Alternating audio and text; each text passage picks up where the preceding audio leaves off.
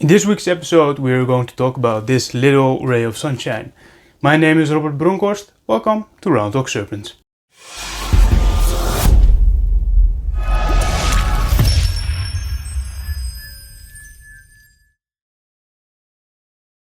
Her name is Lulu. She is a ball python, Python regius, and she is a proven breeder adult female.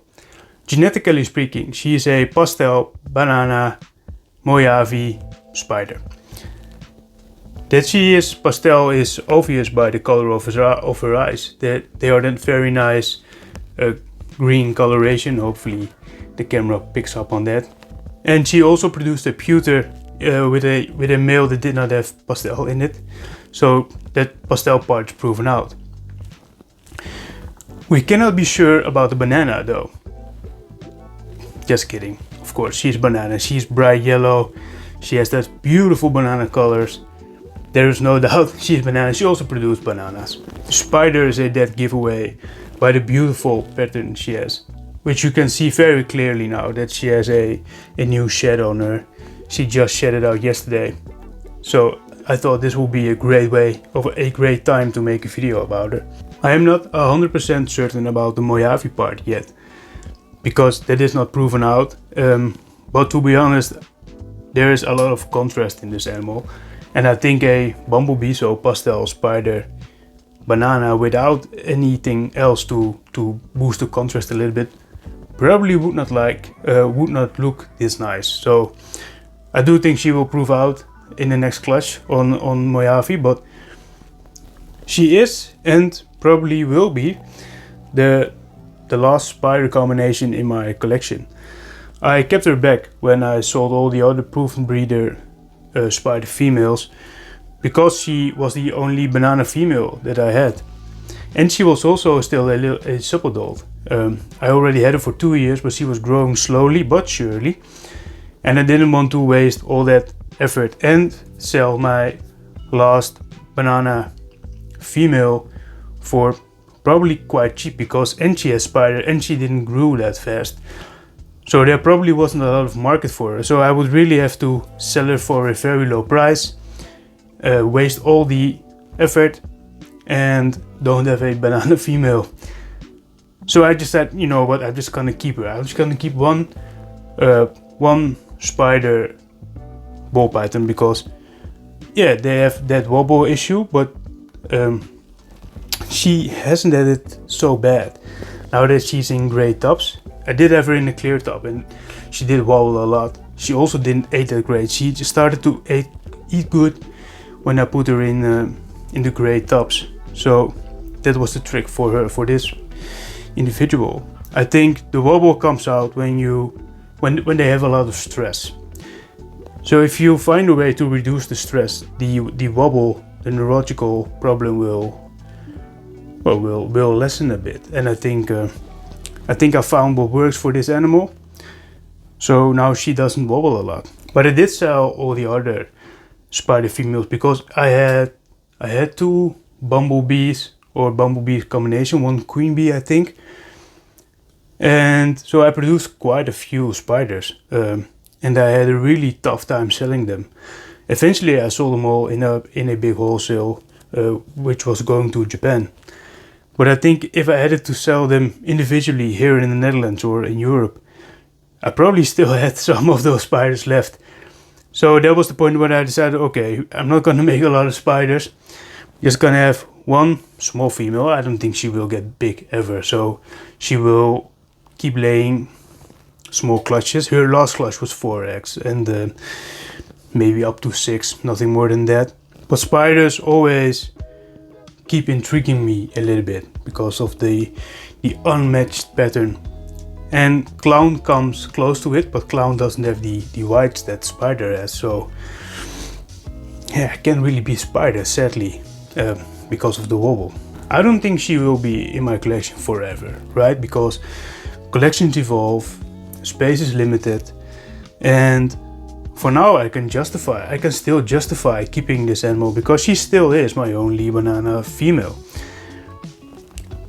But there will come a point where she will be the very most lowball animal in the collection, and I can't justify keeping her anymore, but that still would take probably a few years. So she has a few years here left in this collection, and in those few years I'm still going to produce some spiders, which will be a little bit controversial, right? Because not being able to sell the spiders here in the European market really shows the responsibility other breeders and keepers are taking in not wanting to produce a lot of genetically fault animals, really. And of course there's a lot to find about spider on the internet, and there are some YouTubers who really talk smack about the spider gene. That certainly has some influence to it, but there's also a little bit of truth to it. Yeah, you can, if you watch your animals carefully, you can mitigate the wobble. But the wobble is still there. She doesn't wobble now, but I know that she wobbled when she was a little baby. And some of her offspring, the one spider of her offspring, also wobbles a little bit. So she is a spider and she has a problem. Although it doesn't look like that right now, because she's very relaxed, she's very kind, she's very open to handling. So she's not stressed out by me at all, which I think is funny because I never handle her. And I expected her to start wobbling again, but she's really relaxed, really chilled. I never really handle my snakes just for fun anymore, apart from when I take them out of the racks to clean, and then I have a look on them and check them out and admire them a little bit, but only for a very short amount of time, not for this amount of time. So I think it's really nice to see that she's not stressed out a lot. Well, I digressed, sorry. Oh, where was I? I made a script, so now I can find my storyline back. Yeah, the responsibility of breeders. So to sum up, it's a good thing that people don't want spider anymore, or not as much because of the genetic problems, and it shows responsibility in only keeping or wanting to keep and breed healthy snakes. But on the other side, they are not wild animals. They are animals kept in captivity, and their neurological problems are a liability. But so is their coloration, right? This animal would not survive in the wild even without a wobble because of her coloration. So there's a counterpart, which I know it's not nearly as strong as the other one, but it is, in my opinion, a okay reason to still produce a few of those. And there's something else, right? Because I did some research prior to this video about the spider complex, and I knew there were some parts in the spider complex which mitigate the wobble. So I did a search on Morph Market, on the Morphpedia, and I found out that the spider complex is actually quite big. It surprised me, to be honest. I thought it was only Hidden Gene Woma, Champagne, Blackhead,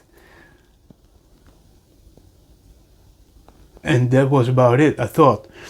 But no, there's a full list, and I will read it to you.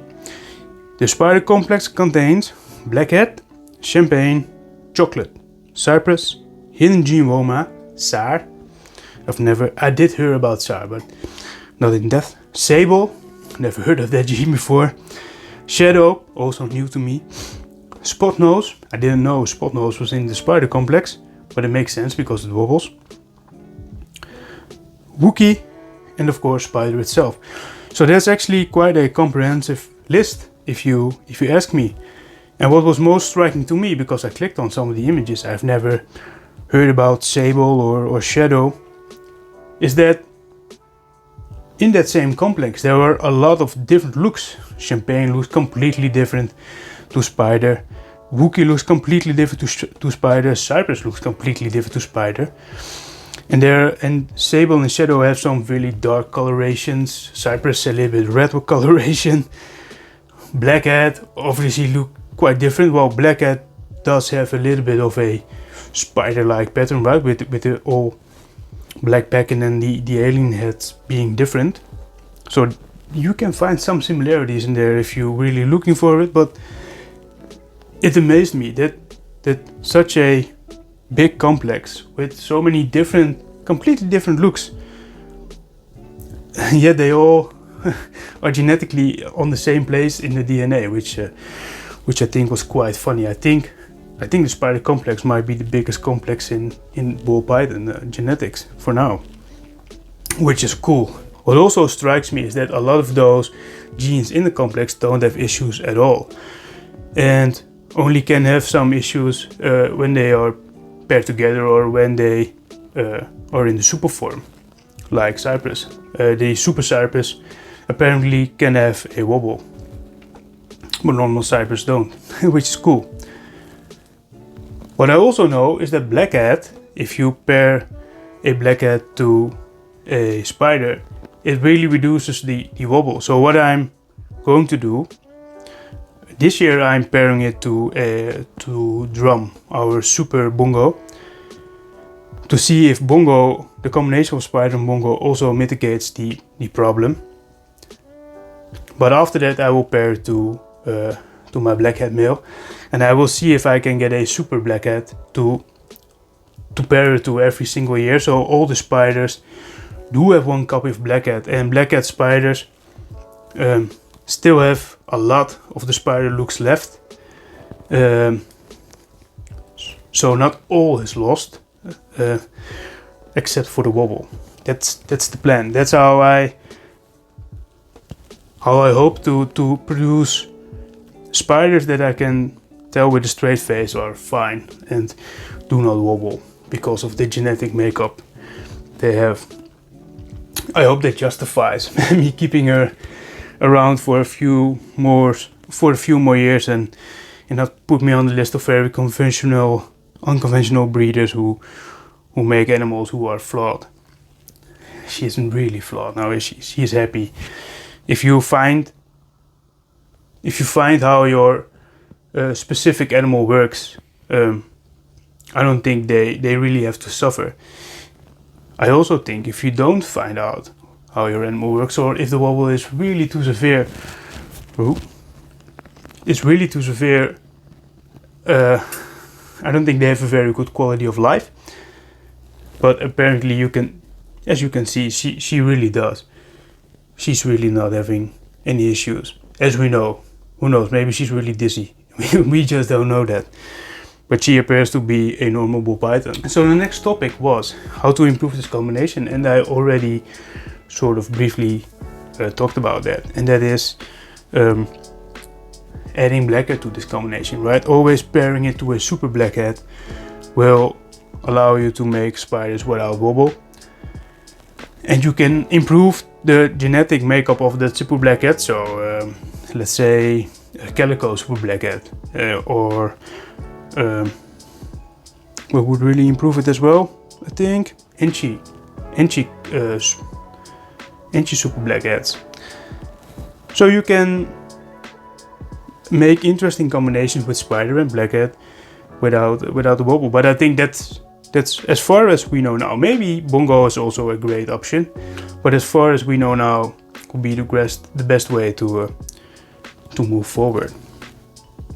If you made it into this video this far, you are probably willing to help me out a little bit, right? This was my very first scripted video. Because I found myself saying a lot, I should have looked it up, or I should have researched this, or I should have checked it. So I did now. I'm very glad I did, because now I could tell you about the spider complex and also have a little bit of a clearer storyline. And I knew what I was going to say before the video started, which is I used to wing it and then need to take a couple of tries, and then on the third try I would have a good story, but I missed out something that I did say in the first take, so it was just a little bit of a mess. I think this is better. It takes a little bit more time, but I am also certain that it will improve the quality of my videos.